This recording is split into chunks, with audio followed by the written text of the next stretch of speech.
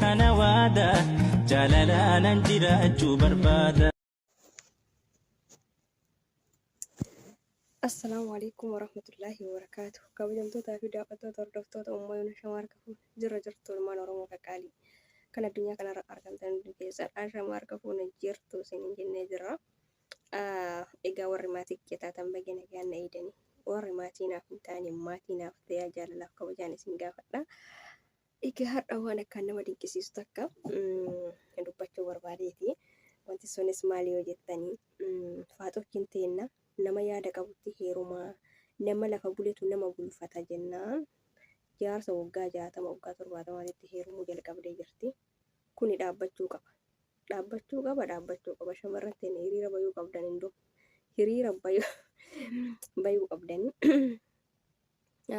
inni akkasii maaliif ta'e maaliif jaarsa waggaa 60 waggaa 70 jaarsa du'aa fi qarqara gubbaa jiru maaf itti heerumtuu itti heerumuu hin qabdan itti heerumuu hin qabdan nama yaada fudhate jechuun namni umriin miti kan yaada qabu yaani nama umriin isaa xiqqaa ta'e yaadni isaa baay'ee guddaa naman bultiif ta'u akkasuma immoo nama si horatu nama jaalalallee siif kennee akka gaarii waliin jiraattu ni argatta jarjaruu hin qabdu. Warroonni immoo jaarsa waggaa 40 50 60 kanneen heerumaa jiranii ani yaadutti jechuudha.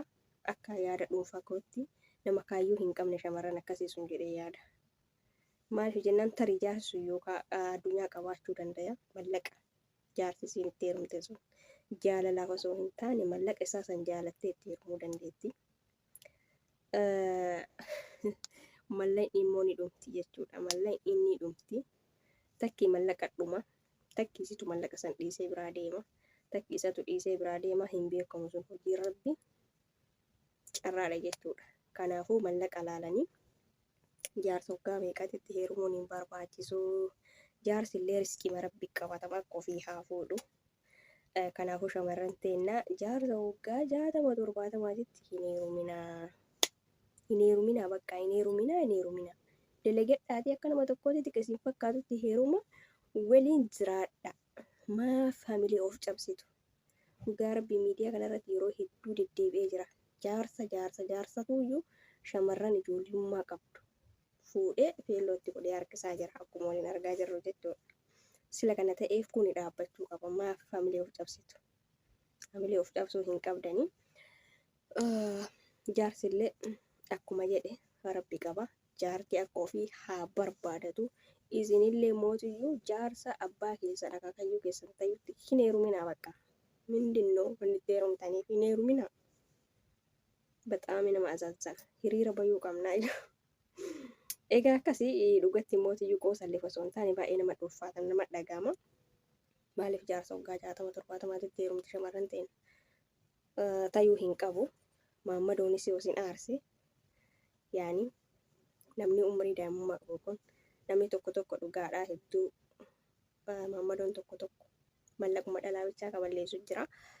Kanaafuu kunis akka hin taane walumaa galtee barbaachisa ofirraa eeguun barbaachisa ta'ee garuu keessa daddabarsitanii jaarsa waggaa 60 70 akaakayyuu abbaa keessa akka ta'e hin heeruminaa bakka dhiisaa malee hin heeruminaatti. Maa faayidaa hin qabu waan ta'eef ittiin heeruminaa yaada dhuunfaa iyyaatti ittiin heeruminaa isiniin jedha.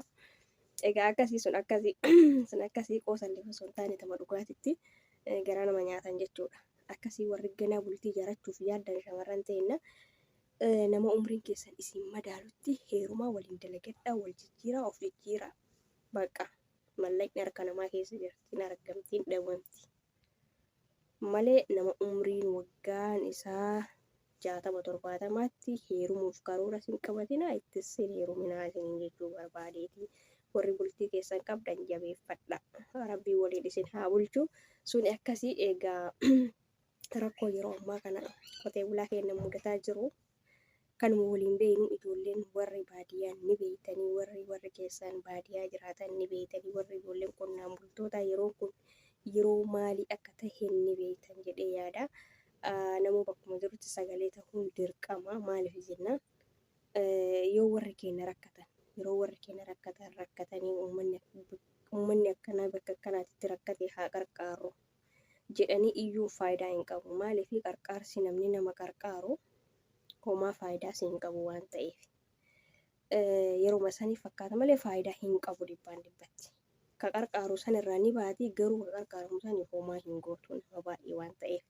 Sila kana ta'eefi mootummaan xaa'oo yookaan daamaraa yeroon ammaa kun yeroo facaasaati.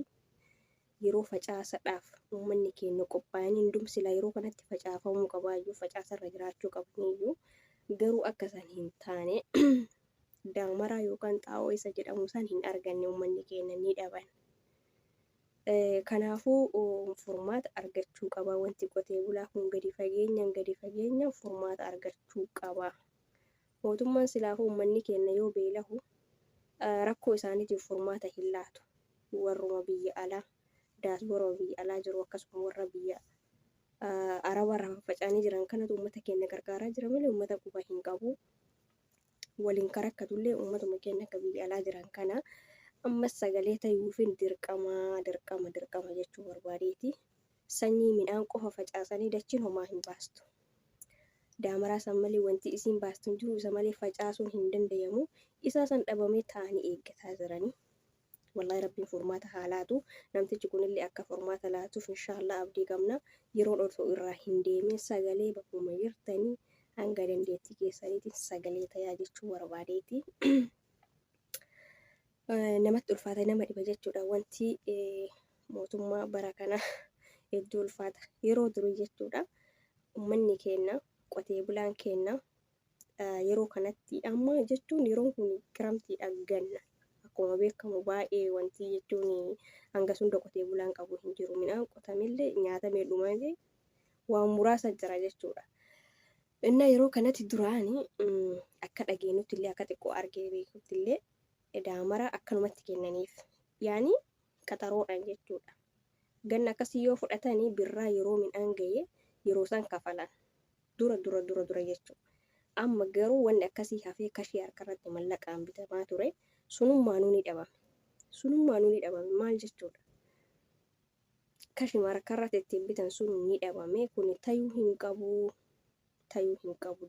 Dirqama furmaata argachuu fi qaba. Qotee bulaan keenya hedduu dararamaa jiranii. Yeroo jechuun biyya biraati irratti biyya hedduutti jechuudha. Biyya akka Booranaa akkasuma immoo Baalee gammoojjii Baalee fa'aa irratti bardeen gaddaa hedduu bonni dheeratee hongeen babal'atee uummata keenya miidhaa ture. San irratti hanga uummanni keenya waliin miidhame waliin cinqabneen hundi keenya ni beekna ni yaadattu. Kana mootiyyuu rabbiin rahmata godhee fi roobee fi rooban badhaasee ilmi namaa dararuun immoo kun waan wallaahi fokkataadha. Rabbiin isaan haa qajeelchu uummata kanallee uummata aangoo qaban kanallee jechuudha. Mallaqa ofiitiin akkamitti bitamuu dhaba. Biyaansi namni yookaan yaadee fi gadis yoo buuseef hamma tokko. Yoo sanillee dadhabee mootiyyuu mallaqa isaatiin bash godhee yoo itti gurgurate rakkoo miti natti fakkaata. Waan isaa hin beekne uummata keenya beelan fixuuf ta'e maal akka isaa yaada hin beekne rabbiin wallaahi furmaata dafee haa laatuu fi akkasumallee du'aayii godhaafi isiniin jedha. Yaadni qabu kana fakkaata. Oniin dogongoree jiraadhe dhiifama isin gaafadhe asumaanii innaan viidiyoo biraatiin walitti deebinetti. Assalaamu alaikum warahmatullaahi wabarakaatuhu. Nageetaa.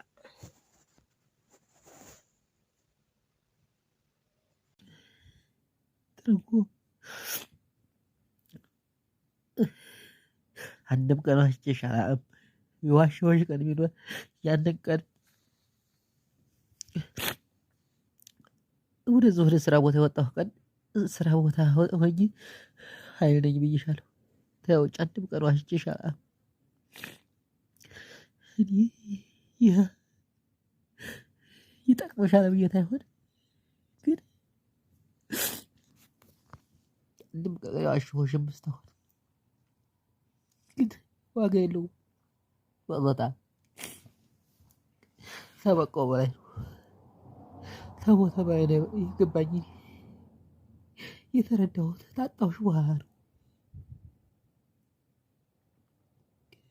ታላጣሽ ቢሆን የተረዳሁት ቸጋ ነበር። ማርያም አሁን አግባ ብለሽ ተይሆንበት ትይ በቃ በማማክርሽ ነገር ለፈጣሪ ሆንሻለሁ። ተጎኔ ሆይ እንደ እህት ሆነሽ ተጎኔ ሆይ። ታንቺ የተሻለ ወዴት የምነግረው ሰው የለኝም። በቃ ብቻ ነው የምልሽ። ደግሞ ይህንን እንደዛ ለምን አላቀስ ለምን ብለሽ ቦለክ እንዳታረጊ። እኔማ ሰው ስለ ራሴ ነው። ታጣሁሽ በኋላ ተጀ የተወጣሽ በኋላ ነው የገባኝ። የተረዳሁት ያን ጊዜ ነው። ቀድሜ ተረድቼው ቢሆን አልጎዳም ነበር። አንቺንም አላጣሽም ነበር። እና ምን ዋጋ አለው? የእውነት አሁን ሰሞኑን ሰላም እንቅልፍ እየወሰደኝ ነው። በተለይ ቦለክ እንዳረግሽኝ ያለቀስኩትን እኔና አዲስ ጊዮርጊስ ነን የምናውቀው። ማርያም እንዲህ ብዬ ልንገርሽ፣ አሁን ይከፍልልኛል፣ እንቅልፍም ይወስደኛል።